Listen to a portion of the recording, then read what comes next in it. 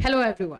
UP DElEd में second and fourth semester का result आ चुका है। रिजल्ट में बहुत सारे बच्चे फेल भी हुए हैं, बहुत सारे बच्चे पास भी हुए हैं। जो पास हो चुके हैं उनको आगे क्या करना है उस पर बात करेंगे, और जो फेल हुए हैं अब उनको क्या करना है, कैसे जो है वो स्क्रूटनी के लिए जा सकते हैं, कौन कौन से लोग स्क्रूटनी के लिए जा सकते हैं, कौन कौन से लोगों को आगे वेट करना होगा, या फिर कौन कौन से लोगों को फिर से सेमेस्टर 1 का या सेमेस्टर 2 का या सेमेस्टर 4 का एग्जाम देना होगा। इन सभी चीजों पे डिटेल से बात करेंगे इस वीडियो में। सो फ्रेंड्स, चैनल पर पहली बार विजिट कर रहे हैं तो चैनल को सब्सक्राइब कर लेना, बेल आइकन को हिट कर देना। यहाँ पे यूपी डीएलएड से रिलेटेड इन्फॉर्मेशन, यूपी स्कॉलरशिप से रिलेटेड इन्फॉर्मेशन दी जाती है। जो बच्चे पास हो चुके हैं उनके लिए अब स्कॉलरशिप का काम जल्द से जल्द अप्लाई करने की जरूरत है, उस पर भी हम बात करेंगे। देखिए, सबसे पहले तो अगर हम आपको बता दें कि यूपी डीएलएड में जो बच्चे फेल हुए हैं वो उन्हीं पे पहले बात कर लेते हैं। किसी सेमेस्टर में अगर जैसे कि उनका सेकेंड या फोर्थ सेमेस्टर है, 2 विषय में बैक लगा है या फेल होते हैं, तो सिर्फ इन 2 विषयों का ही एग्जामिनेशन अगले सेमेस्टर में देना होगा। तो जब एग्जामिनेशन होगा तो इनको ये 2 सब्जेक्ट का ही देना पड़ेगा, अगर 2 में फेल हो तो। ठीक है, सिर्फ 2 में फेल हो तो। यदि 3 या 3 से ज्यादा, अगर 2 से ज्यादा यानी 3 या 3 से ज्यादा में फेल हो तो फिर भाई आपको फिर से वो सेमेस्टर देना पड़ेगा। जैसे मानो कि सेकेंड सेमेस्टर में हो और आप 3 सब्जेक्ट में फेल हो तो वहां पर कोई उपाय नहीं है, आप जो है आप फिर से जो है थर्ड और फोर्थ सेमेस्टर का एग्जामिनेशन, आप फिर से जो है सेकेंड सेमेस्टर का एग्जामिनेशन देंगे, मतलब उसमें कुछ नहीं है। एक और रास्ता है, स्क्रूटनी का है, लेकिन उसमें पास हो गए तो अगर आपको लग रहा है कि नहीं मैंने इतना नहीं लिखा है कि मैं पास हो पाऊं, तो फिर तो आपको उसी सेमेस्टर का एग्जामिनेशन देना है। जिनकी 1 या 2 विषय में बैक, अर्थात देखिए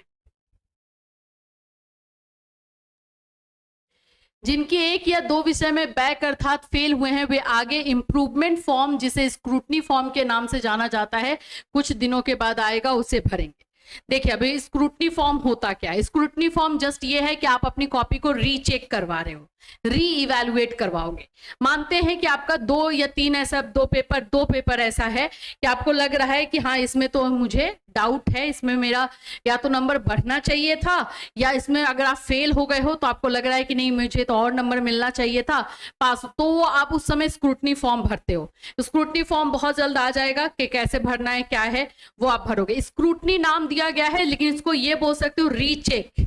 अपनी कॉपी को फिर से रीचेक करवा सकते हो, और उसमें मार्क्स बढ़ गए तो बढ़ गए, और फिर उसके बाद से अगर आपके मार्क्स बढ़ते हैं तो आप पास हो जाओगे, और नहीं बढ़ते हैं तो फिर वही कंडीशन रहेगा। तो स्क्रूटनी फॉर्म उसे कहेंगे। ठीक है, स्क्रूटनी फॉर्म भरने के बाद जिस विषय में बैक लगी है उसकी तैयारी भी करते रहे, क्योंकि स्क्रूटनी में पास भी हो सकते हैं और नहीं भी, इसलिए बैक पेपर परीक्षा की तैयारी जरूर करते रहे। देखो, स्क्रूटनी में जनरली जो है ज्यादा कुछ डिफरेंस नहीं देखने को मिलता है। हाँ, ऐसा नहीं है कि बिल्कुल ही नहीं देखने को मिलता है, कुछ बच्चों का बढ़ जाता है, लेकिन ये तो आप ही जानोगे कि आपने कितना लिखा था। जैसे मानो कि आप पूरा लिख कर आए हो, सही सही लिख कर आए हो, लेकिन आपको उसमें जो है फेल कर दिया गया, ठीक, और आपको लग रहा है नहीं इतना तो मेरे में मार्क्स नहीं होना चाहिए, इसमें ज्यादा होना चाहिए, तो स्क्रूटनी फॉर्म डालें। ठीक है, अगर जो बच्चे 1-2 नंबर से फेल हो रहे हैं उनको भी डाल देना चाहिए कि बेशक 1-2 नंबर इधर उधर हुआ तो बढ़ सकता है, लेकिन बढ़ भी सकता है, नहीं भी बढ़ सकता है, तो जो पेपर में फेल हो उसकी तैयारी भी आपको करते रहनी है। तो ये तो हो गए जो फेल हुए हैं उनके लिए। अब अगर जो पास हो गए, जो बच्चे second semester and fourth semester में पास हो चुके हैं, उनका क्या? अब वो आप अपने नेक्स्ट, जैसे सेकेंड में पास हो गए तो आप थर्ड सेमेस्टर की तैयारी करोगे, लेकिन इसके साथ साथ यूपी स्कॉलरशिप का फॉर्म भर दो। यूपी स्कॉलरशिप का फॉर्म फिलअप स्टार्ट हो चुका है तो वो भर दो। थर्ड सेमेस्टर में एडमिशन लेने के टाइम में जैसे ही सेकेंड सेमेस्टर आप पास हो गए हो, आप यूपी स्कॉलरशिप का सारा रूल्स रेगुलेशन नियम समझना स्टार्ट करो। इस पर कुछ कुछ चेंजेस कर दिया गया है। तो मैं देखो, डेट अगर देखा जाए तो 10 जुलाई से 20 दिसंबर तक का है ना, जो आपका फॉर्म फिलअप का डेट है यूपी स्कॉलरशिप का, ये है 20 दिसंबर तक का है। तो आप बोलोगे मैम फिर इतना हड़बड़ाना क्यों? ठीक है, मैं हड़बड़ाने की बात नहीं है, आप नियम को समझ लो, उसके अकॉर्डिंग सारे डॉक्यूमेंट्स रेडी कर लो। 15-20 दिन आपको सारे डॉक्यूमेंट्स को रेडी करने में, सही करने में लग जाएगा। उसके बाद फॉर्म भर दो। फॉर्म भरने में मैं नहीं बोलूंगी कि ज्यादा लेट करना चाहिए। जुलाई में अगर निकल चुका है तो मेरे ख्याल से अगस्त में फॉर्म भर देना चाहिए, सारे डॉक्यूमेंट्स और सारे नियमों को अच्छी तरीके से समझने के बाद। तो ये काम जो है सेकेंड सेमेस्टर वाले बच्चे जितनी जल्दी करेंगे, और थर्ड सेमेस्टर में एडमिशन होने के बाद, क्योंकि आप थर्ड सेमेस्टर का उसमें डालोगे, आप लोग को थर्ड एंड फोर्थ का पैसा एक साथ मिलता है, तो वो उसमें डालोगे। ठीक है, तो ये रहा आप लोगों का यूपी स्कॉलरशिप से रिलेटेड जो है इंफॉर्मेशन। आप लोगों के जो है second semester and fourth semester में जो एग्जाम रिजल्ट आया है उससे रिलेटेड इंफॉर्मेशन।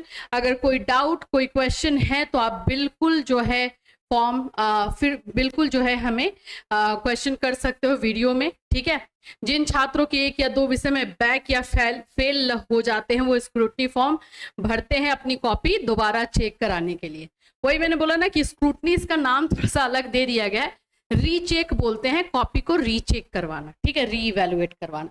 तो ये यूपी डीएलएड से रिलेटेड इन्फॉर्मेशन है। जैसे ही हमारे अब सेमेस्टर 1 एंड सेमेस्टर 3 वाले बच्चों के लिए अपडेट आएगा तो हम लोग इस चैनल के माध्यम से आपको इन्फॉर्म करते रहेंगे। फिर मिलूंगी, टिल देन टेक केयर।